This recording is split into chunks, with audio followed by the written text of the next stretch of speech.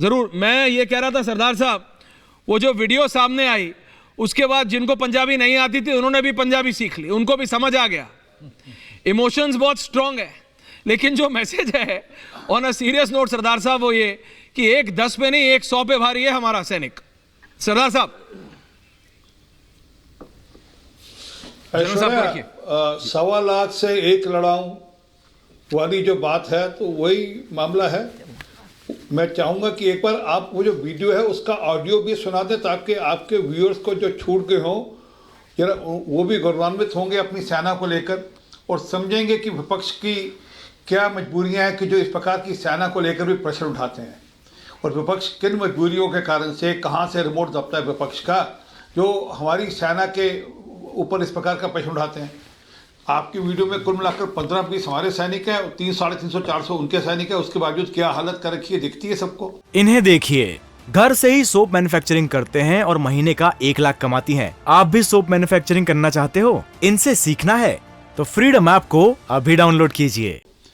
मैं उस भाषा का इस्तेमाल नहीं कर सकता, परंतु वो जब हीट ऑफ द मून पे जिस प्रकार की भाषा इस्तेमाल हुई उस प्रकार से और भी अच्छी भाषा इस्तेमाल होती। मैं अच्छी कह रहा हूँ, कोई अच्छी भाषा है ऐसे लोगों को मुंह तोड़ जवाब देने का, इस ऐसी स्थिति में मुंह तोड़ जवाब देने का।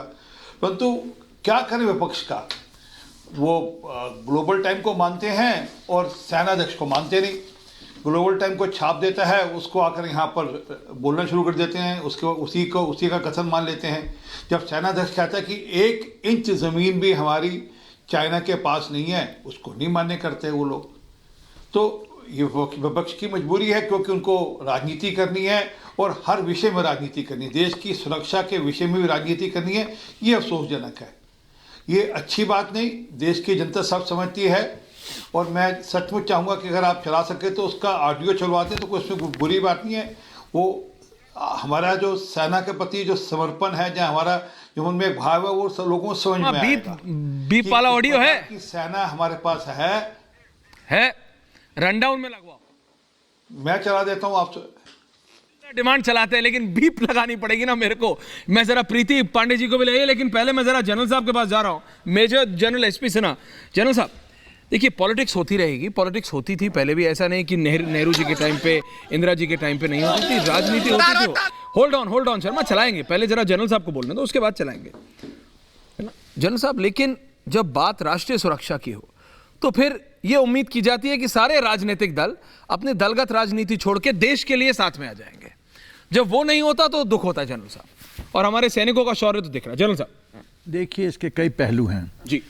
एज ए सेना का अफसर होने के नाते, सेना के अफसर के होने के नाते, जब एक पॉलिटिकल पार्टी का एक बहुत खास व्यक्ति बोलता है जनरल रावत को कि सड़क का गुंडा है, जब आप सर्जिकल स्ट्राइक पे सबूत मांगते हैं, जब आप बालाकोट स्ट्राइक पे बोलते हैं वहाँ तो खाली कौवे मरे थे, जब इस तरह की आप बातें करते हैं, जब DGMO director general military operation जो ऑपरेशंस का माई बाप है, आर्मी चीफ को डायरेक्टली रिपोर्ट करता, डायरेक्ट, और ऑपरेशनल पूरी आर्मी चीफ के बाद यदि देखिए तो केंद्र बिंदु है ऑपरेशन एफिशिएंसी का। एब्सोल्युटली। तो वो यदि ब्रीफ कर रहे हैं तो अपने सेना के जनरलों पे तो विश्वास कर लो।